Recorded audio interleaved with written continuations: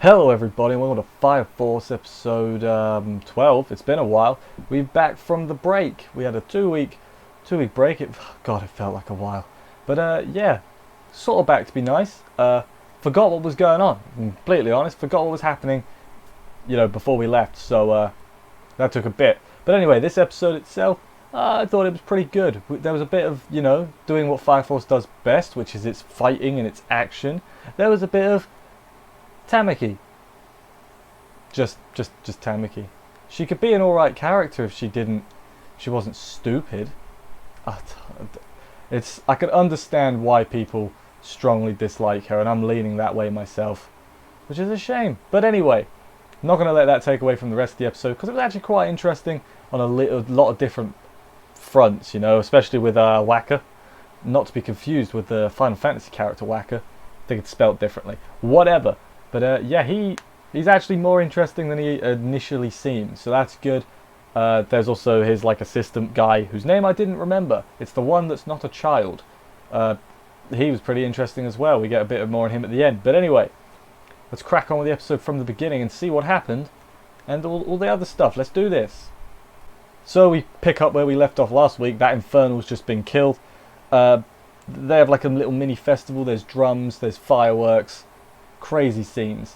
But yeah, the 8th decide they're going to help with repairs, and they have all of them. We go through all of them helping, and then Tamaki, yeah, not going to mention. Let's just move on. Then we cut to some bad guys. They're in cloaks or whatever, and they're discussing what they're going to do. They're Evangelist says we're going to eliminate the 8th, so they're the bad guys, I guess. Shinra talks to the 7th a bit. All of them. He's basically babysitting the children. Wakka doesn't think he's a good captain, himself that is. And then he chats with Matey Boy a little bit, don't remember his name, his assistant bloke. And they decide, yeah, I'm going to cooperate with the 8th. They're pretty friendly, they're fine, They're alright dudes, let's cooperate. We then learn about the assistant guy. His 3rd generation body has started burning itself up, because that's just what happens. Pretty scary, I'm not going to say nothing about that. 7th and 8th on friendly terms and everything. They're outside in the yard. The 7th blokes are asking Tamaki to strip for them. Shenanigans. Back at the 8th base, Hibana has redecorated their office for some reason. Not too sure why. But yeah, she steps on a dude and he does peace things, and it's just like a hentai, you know what I mean. The thing. Don't pretend you don't know. You know. Yeah, the sister was also there, and she was like, oh, my office. Anyway, the captain and Hinawa are then talking. Wakka sees them talking. They're talking about how they're going to turn basically everyone in the town into infernals. And then Wakka hears them and attacks them, and they're like, we didn't say that. What are you talking about? Everyone else arrives and is like, hey, what's going on here? Tells them, Wakka's like, if you want me to not fight you, then fight me. And I'm like, well, that's a conflict of interest, contrast in logic. But then we see on the roof, it was imposters of thingies, which I'm confused about, because he attacked them immediately. So why did he attack them immediately? How did they switch from the imposters to the normal one? To be honest, I was making notes. I might have completely missed the trick, and I think I might have. But yeah, little confusing. Let's not do that. So a fight breaks out, and this is where the episode shines, because it's Fire Force, and it's what it does best, is its fight scenes. Basically, all the 8th have a little turn, and Wakka just beats them all up. Tamaki gets her spine broken. A lot of stuff happens. A lot of cool stuff. Captain Obi shows up, and he's pissed. He's got his armor on and everything. He's going to fight, and he doesn't have any powers, it turns out, so he relies instead on grenades, and he headbutts him at one point with his knight helmet. There's a lot of stuff like that. Yeah, like I said, he uses the grenades. Then the other 7th guy shows up, the injured dude, and he's like, what's going on here? The little children who are just watching tell him what's going on. He's like, that's ridiculous. Of course the 8th didn't do it. So he jumps in to stop them, despite his own body burning up. And then that stops the fight, obviously, because he's the best friend of the Wakka man. So getting along and all that. Doesn't want to hurt him, doesn't want to hurt anyone. Let's all calm down, have a tea, have a biscuit, and sort out what's going on, because that's, we need to talk about this with reasonable human beings.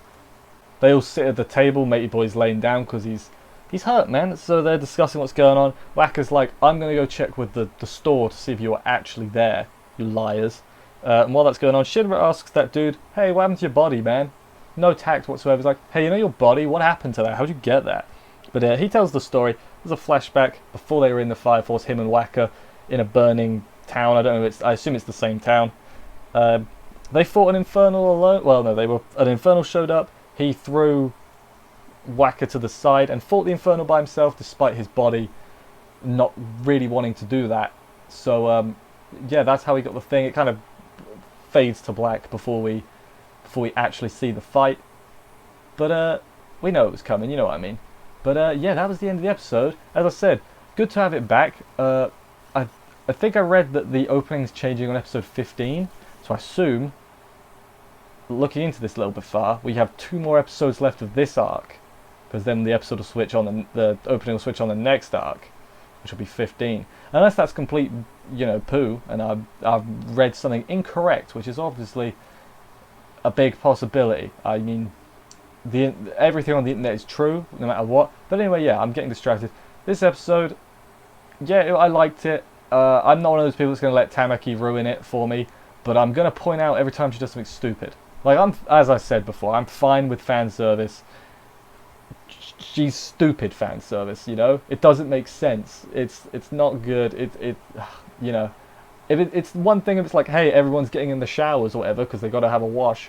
It's like, oh, whoops, I got changed into a maid outfit without realizing. Like, no, that's stupid. That's ridiculous, and it makes me angry, unnaturally angry. But yeah, other than that, fighting scenes are good. The backstory of these new guys is somewhat interesting, so that's good. The villains, they can do perfect doppelgangers. That's pretty cool, I guess. I don't know what it has to do with fire. Fire face melts. I don't know. But yeah, that's yeah. I'm happy it's back. The 2-week break, I think it actually might have done it some good for me, because I think it does start, the negatives become more apparent the more you watch it. So the break, I think, was appreciated. I think, even if it was kind of weird. I don't remember what it was. Was it tennis or something? No, it was a different one. Getting distracted. I'm gonna end this thing now. Thank you everybody for watching. I hope you enjoyed this review. If you did, consider subscribing and stuff for more reviews. I will see you in the next week's video of this review. What I meant to say is I'm reviewing this show every week, so tune in next week for more. And bye, guys.